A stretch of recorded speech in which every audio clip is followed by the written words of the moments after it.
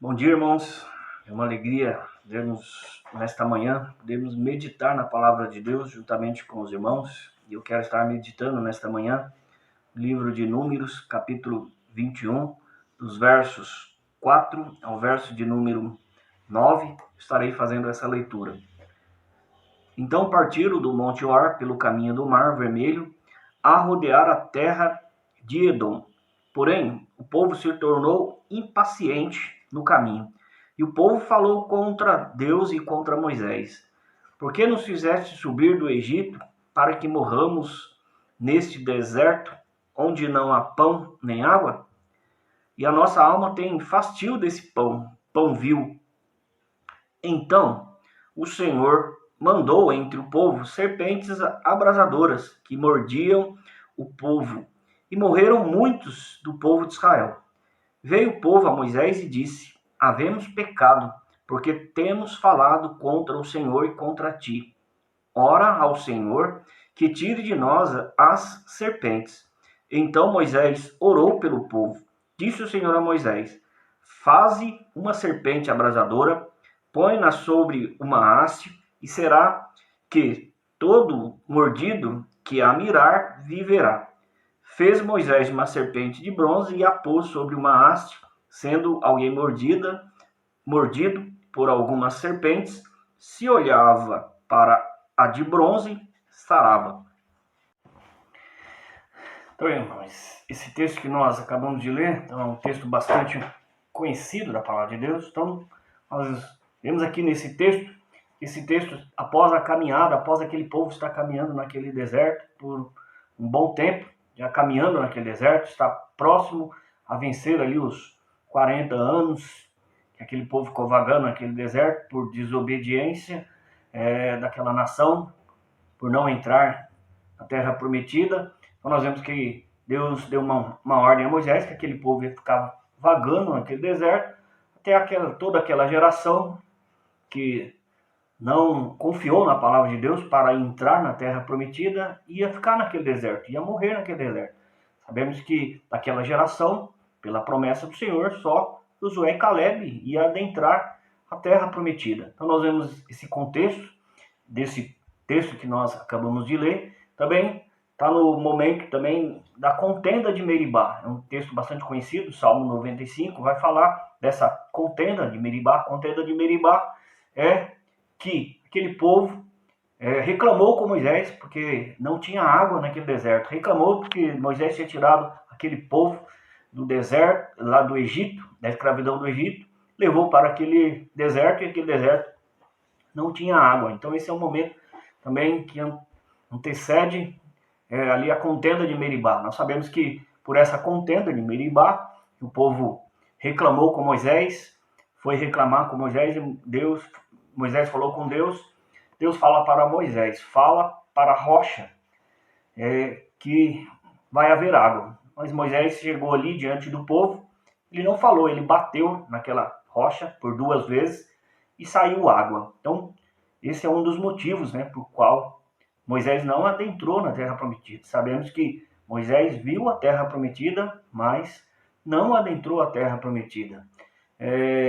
Também está no contexto aqui, antecede esse texto aqui, antecede ali a morte de Arão. Sabemos que Deus fala com Moisés, com Arão, que Arão ia subir no monte juntamente com o seu filho, e ali Arão ia passar as vestes para o seu filho, e Arão ia ficar naquele monte. Arão morreu naquele monte, Sabemos que a veste ali simbolizava a continuação sacerdotal, família sacerdotal, Então, e logo após vem então eles também vão adentrar, para entrar na terra prometida, e tinha que passar pela terra dos edomitas. Então aquele povo de Israel vai diante dos edomitas, pede para que aquele povo e o rei de Edom deixe que o povo todo passe pela terra, para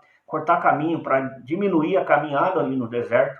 Então nós sabemos que os edomitas não deixou o povo de Deus passar pelo meio da sua nação. Então o povo de Deus teve que contornar toda a região ali dos Edomitas.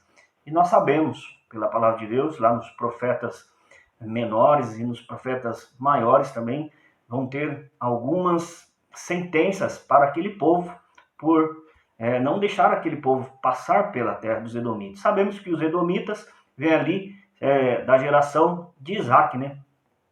Jacó e Esaú. Então, os Edomitas, na realidade, eles eram parentes, né? O povo de Israel é parente dos Edomitas. Então, os Edomitas não deixou que aquele povo passasse pela sua nação. Então, nós vemos aqui, estão contornando até o versículo que nós lemos, né? O quarto, né? Então, partiram do Monte Or pelo caminho do Mar Vermelho a rodear a terra de Edom. Então, é esse o contexto desse momento aqui, trágico, né, na caminhada do povo de Israel. Nós vemos que aquele povo começou a reclamar com Deus, murmurar, porque Moisés e Deus tinham levado aquele povo, toda aquela nação para o deserto, para estar morrendo aqui no deserto, porque naquele deserto não tinha água, não tinha pão, não tinha comida. Então aquele povo começa a reclamar, murmurar entre si. E Deus ouve aquele povo reclamar. Então Deus manda serpentes, e aquele povo todo é mordido por serpentes, né? Então nós vemos que o povo estava sendo dizimado, estavam morrendo, e o povo reconheceu naquele momento que eles tinham pecado, tinham murmurado, estavam reclamando de Deus, de Moisés. Então o povo vai diante de Moisés, confessa o que eles tinham feito e pede para Moisés então orar ao Senhor. E Deus então fala com Moisés para ele fabricar uma serpente, colocar em uma haste. E nós vemos que Moisés então faz aquela serpente de bronze, coloca numa haste, e todas as pessoas que fossem mordidas por serpentes, se olhasse para aquela haste, sarava. Isso é o último versículo. Então, nós queremos chegar para nós meditarmos. Quero estar também lendo outro texto da palavra de Deus, que vai falar um pouco também desse momento. Está em João 3, verso 14 e verso 15. Diz assim a palavra de Deus: E do modo por que Moisés levantou a serpente no deserto, assim importa que o Filho do Homem seja levantado, para que todo o que nele crê tenha a vida eterna. Então, para nós contextualizar aquele momento daquela passagem lá do povo de Israel, lá no deserto, para adentrar a terra prometida, nós vemos que todo que era mordido tinha que olhar para a serpente na haste, e ali ele era salvo. Então nós vemos aqui nesse contexto de João também, o que Cristo veio fazer ali na cruz. Qual é o verdadeiro motivo que Cristo foi levado àquela cruz? Então, para a mesma função daquela serpente, salvar vidas. Então nós vemos ali que naquele momento, na caminhada do deserto, salvava aquelas pessoas da primeira morte. Então nós vemos aqui que o Filho de Deus, Jesus Cristo, que foi enviado a este mundo, e tinha uma missão. A missão era estar ali naquela cruz, naquele momento, de estar pagando o alto preço. Então nós vemos que quando Cristo foi levantado naquela cruz, naquele madeiro, eles simbolizavam também essa serpente de bronze lá no deserto. Então, e a diferença é que todo aquele que era mordido pela serpente e olhasse para aquela serpente de bronze, ele se livrava da primeira morte, salvava da primeira morte, era salvo da primeira morte, né? Então, e Cristo naquela cruz, nós sabemos que a função ali naquela cruz é salvar da segunda morte. Então, todo aquele que crê tem a vida eterna, para que todo o que nele crê tenha a vida eterna. Nesse momento que nós estamos passando, né, por tantas dúvidas, tantas incertezas, né, incertezas em todas as áreas que nós vemos, né, na área econômica, na área científica, na área tecnológica, tantas coisas, né, que estamos passando por esse momento dessa pandemia e que nós, como servos do Senhor, possamos estar olhando para Cristo, Cristo que é o autor e consumador da nossa fé. É nele que nós temos a salvação. O mais importante, não há primeira morte. Nós sabemos que nós vamos passar pela primeira morte. Temos que passar, se Cristo não voltar antes de nos levar. Mas, pela caminhada natural, nós temos que passar pela primeira morte. É uma certeza. Essa é a certeza que nós temos, que um dia morreremos.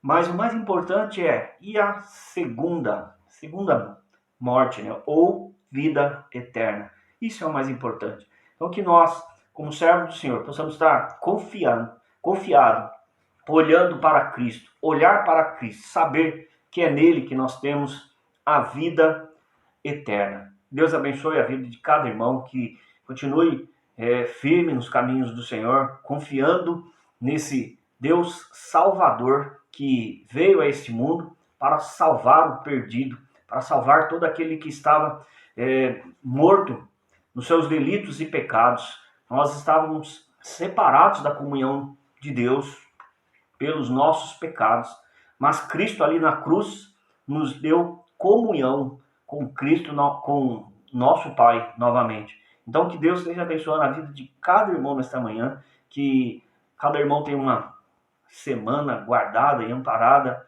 pelo nosso Senhor Jesus Cristo, e sabemos que nós vamos passar por esse momento, que nós possamos estar confiando em Cristo Jesus, o nosso eterno Salvador. Amém.